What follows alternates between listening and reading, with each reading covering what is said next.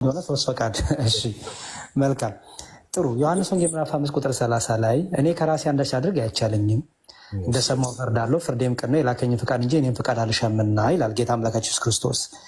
የወልድ ፍቃድ ምንድን ነበረ? እዚህ ጋር የወልድ ፍቃድ ሳይሆን ላሳይ የመጣሁት እኔ የወልድ ፍቃድ ምንድን ነው? አንተ ያንተን አመጣጥ ሳይሆን ይሄ ጥያቄ ነው። አሁን የወልድ ፍቃድ ምንድን ነው?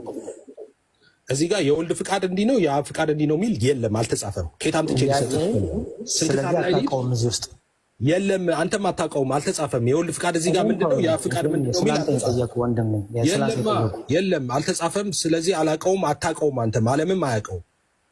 ፍቃድ እንዳለው ነው እንጂ የሚያውቀው የሚናገረው ፍቃዱ እዚች ጋር አይናገርም። 4 ዓመት የሥላሴን ትምህርት አስተምሬያለሁ ስትል ነበር። አሁን ግን 8 ዓመት አስተምራቸዋለሁ። ቀጥል። ቆይ ምን ታስተምራለህ? አሁንማ እኮ እያየንህ ነው። አንተን ነው እያየን ያለው ወይስ እኔን ነው? እሺ ቀጥል። የለውም እጠይቅሃለሁ፣ ምክንያቱም አሁን እያየንህ ስለሆነ መልስልኝ። የወልድ ፍቃድ ምንድን ነው? እዚሁ ክፍል ውስጥ የወልድ ፍቃድ ይሄ ነው፣ የአብ ፍቃድ ይሄ ነው እዚህ ጋር የሚል የለም። ግን አብ የራሱ ፍቃድ እንዳለው ወልድ የራሱ ፍቃድ እንዳለው በደንብ ይናገራል። ዮሐንስ ጥሩ፣ በደንብ ይናገራል ካልክ ድገም እጠይቅሃለሁ። የወልድ ፍቃድ ምንድን ነው? በደንብ ይናገራል ብለሃል። በዚህ ክፍል ውስጥ የወልድ ፍቃድ ምንድን ነው? የአብ ፍቃድ ምንድን ነው? ንገረኝ። እሺ እንደዚህ ይላል፣ ላንብበው። እኔ ከራሴ አንዳች ላደርግ አይቻለኝም፣ እንደሰማሁ ፈርዳለሁ፣ ፍርዴም ቅን ነው፣ የላከኝን ፈቃድ እንጂ ፈቃዴን አልሻምና። የወልድ ፍቃድ እንዲህ ነው የአብ ፍቃድ እንዲህ ነው የሚል የለም። ወልድ ፍቃድ አለው አብ ፍቃድ አለው ነው እንጂ የሚለው የወልድ ፍቃድ እንዲህ ነው አይደለም የሚል የለም። አታውቀውም ሳይሆን ዓለምም አያውቀውም፣ አንተም አታውቀውም። በቃ ስለዚህ ካላወቅሁ አለማስተማር ነው ከዚህ በኋላ። አንተ ስታወቅ ለምን አትነግራቸው? ማቴዎስ ወንጌል ምዕራፍ 26 ኤፍሬም እያዳመጥከኝ በደንብ ሳቅ፣ ችግር የለውም። ምዕራፍ 26 ላይ ቁጥር 39 እንዲህ ይላል። ምን ይላል መሰለህ? ጥቂትም ወደፊት እልፍ ብሎ ወደቀና ሲጸልይ አባቴ ቢቻልህ ይህች ጽዋ ከኔ ትለፍ፣ ነገር ግን አንተ እንደምትወድ ይሁን እንጂ እኔ እንደምወድ አይሁን ይላል። እሺ እዚህ ጋር የወልድ ፍቃድ ምንድን ነው? ማቴዎስ ስንት ላይ ነው ያልከኝ? 26:39 ማቴዎስ 26:39 ላይ የወልድ ፍቃድ ምንድን ነው? እዚህ ላይ አንድ ጊዜ ማቴዎስ ችግር የለውም። ጥቂትም ወደፊት እልፍ ብሎ በፊት ወደቀና ሲጸልይ አባቴ ቢቻልህ ይህች ጽዋ ከኔ ትለፍ፣ ነገር ግን አንተ እንደምትወድ ይሁን እንጂ እኔ እንደምወድ አይሁን ይላል።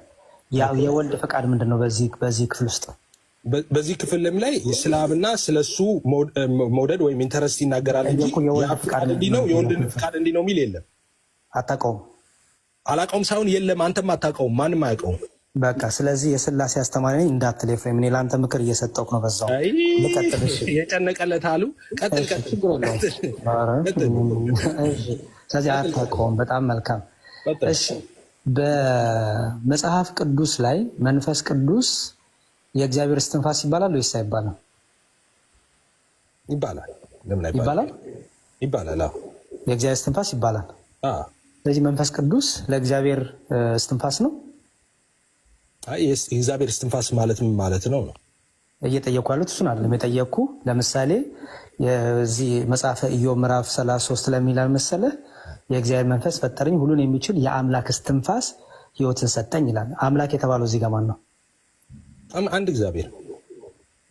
አምላክ የተባለው ማን ነው እዚህ ጋር? አንድ እግዚአብሔር አብ፣ ወልድ፣ መንፈስ ቅዱስ። መንፈስ ቅዱስ የሚተነጥለው እንዳይሆን እዛ መንፈስ የተባለው ማን ነው እዚህ ጋር? መንፈስ ቅዱስ እግዚአብሔር ነው። እሺ የእግዚአብሔር መንፈስ ፈጠረኝ፣ እግዚአብሔር የተባለው ማን ነው? እግዚአብሔር የተባለው አብ፣ ወልድ፣ መንፈስ ቅዱስ ነው አልኩህ እኮ። መንፈስ ይላል፣ የእግዚአብሔር መንፈስ ፈጠረኝ ይላል። ስለዚህ እኮ የእግዚአብሔር መንፈስ ደግሞ እግዚአብሔር መንፈስ ቅዱስ ነው አልኩህ እኮ። ይሄ እኮ ምንድን ነው? አይ ነው የእግዚአብሔር መንፈስ ስለሚል እግዚአብሔር የተባለው ማን ነው? እግዚአብሔር የተባለው አብ፣ ወልድ፣ መንፈስ ቅዱስ አንድ አምላክ ነው። ጥያቄ እሱ የጠየኩህ እዚህ ጋር የእግዚአብሔር መንፈስ ፈጠረኝ ስለሚል የእግዚአብሔር መንፈስ ስለሚል ያ እግዚአብሔር የተባለው ማን ነው? እዚህ ጋር አረ መንፈስ ቅዱስ ሰውን በመፍጠሩ አልተሳተፈም እንዴ? አታውቀውም። ስለዚህ የሥላሴ ትምህርት ማቆም አለብህ ማስተማር። አንተ ይፈን እሺ ልቀጥል። ሁሉንም የሚችል ይላል። ይኸውልህ ሁሉንም የሚችል የአምላክ እስትንፋስ ሕይወትን ሰጠኝ ይላል። አንድ ኤፍሬም እየሰማኝ፣ ሁሉንም የሚችል የአምላክ እስትንፋስ ሕይወትን ሰጠኝ ይላል። አምላክ የተባለው ማን ነው? እዚህ ጋር እግዚአብሔር። አምላክ የተባለው ማን? እግዚአብሔር እኮ በሥላሴ ትምህርት አብ፣ ወልድ፣ መንፈስ ቅዱስ ሶስት አምላክ ሶስት አካል ታምናለህ አይደል? አዎ። ስለዚህ አምላክ የተባለው ማን ነው? እዚህ ጋር የአምላክ እስትንፋስ አብ፣ ወልድ፣ መንፈስ ቅዱስ አንድ አምላክ። በጣም ጥሩ። ስለዚህ የአብ እስትንፋስ የወልድም እስትንፋስ መንፈስ ቅዱስ ራሱ ነው ማለት ነው አይደል? እንደዛ አይደለም መጽሐፍ ቅዱሱ። እሺ የአምላክ እስትንፋስ አምላክ የተባለው ማን ነው? አብ ወልድ መንፈስ ቅዱስ። እስትንፋስ የተባለው ማን ነው? ቅድም ነግሬሃለሁ። እስትንፋስ ይባላል መንፈስ ቅዱስ ብዬ ነግሬሃለሁ። የአምላክ እስትንፋስ ሲባል የአብ የወልድ የመንፈስ ቅዱስ እስትንፋስ ማለት ነው ወይስ አይደለም? መጽሐፍ ቅዱስ ስፔሲፊክ እንደዛ አድርጎ አይጠቀሙም። መጽሐፍ ቅዱስ ስለዚህ ስላሴ ትምህርት ማስተማር ማቆም አለብህ። ፍሬም ልቀጥል። ዛሬ ይዤ ያለው በእውነት ደስ ብሎኛል። መዝሙረ ዳዊት ላይ ልትምታ ፍሬም መዝሙረ ዳዊት መዝሙር 33 ላይ ቁጥር 6 ላይ በእግዚአብሔር ቃል ሰማያዊ ጸኑ ሰራዊቶቻቸው ሙሉ መዝሙር 33 ነው ያልከኝ? ቁጥር 6 አሁን በኮምፒውተር ነው የሚያየው። ሜይ ቢ መጽሐፍ ቅዱስ ላይ 32 ላይ ያደርገዋል ይመስለኛል። አፕሊኬሽን ላይ 33 ላይ ያደርገዋል ወይ 32 በቅንፍ 33 ወይ ደግሞ 33 ቁጥር 6 በእግዚአብሔር ቃል ሰማያዊ ጸኑ ሰራዊቶቻቸው ሙሉ በአፉ እስትንፋስ ይላል። እዚህ ጋር እግዚአብሔር የተባለው ማን ነው? ያው በእግዚአብሔር ቃል ሰማዮች ጸኑ ስለሚል እግዚአብሔር የተባለው አብን ነው። እሺ ቅድም የእግዚአብሔር እስትንፋስ ሲል እግዚአብሔር የተባለው ማን ነው ስል አብ ወልድ መንፈስ ቅዱስ ለምን አልከኝ? እዚህ ጋር ደግሞ እግዚአብሔር ሲባል ለምን አብ ነው አልከኝ? እግዚአብሔር የተባለበት ቦታ ሁሉ የተገኘበት ቦታ ሁሉ እንደ አውዱ ነው። አንድ ጊዜ አብ ወልድ መንፈስ ቅዱስን ሊጠቅስ ይችላል፣ አንዳንዴ አብን ሊጠቅስ። እሺ ስለዚህ በመጽሐፈ ኢዮብ ላይ ቅድም አብ ወልድ መንፈስ ቅዱስን ነው የሚጠቅሰው ማለት ነው አይደል አንተ? ስለዚህ አንተ አብ ወልድ መንፈስ ቅዱስ በመለኮት አንድ እንደሆኑ አታምንም እንዴ? ጥያቄው እሱ አይደለም ኤፍሬም፣ ጥያቄው እሱ አይደለም። ታዲያ ለምን አብ አላልከኝም ትላለህ? ከኔ ጋር አሁን ኤፍሬም ይቅርታ። እሺ በእግዚአብሔር ቃል ሰማያዊ ጸኑ። እግዚአብሔር የተባለው ማን ነው እዚህ ጋር?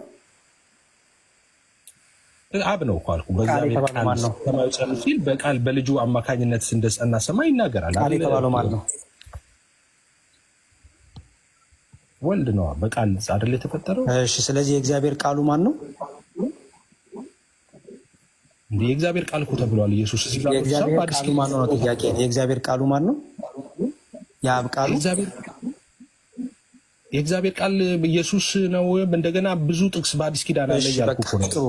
ሰራዊቶቻቸው ሙሉ በአፉ እስትንፋስ እስትንፋስ የተባለው ማን ነው?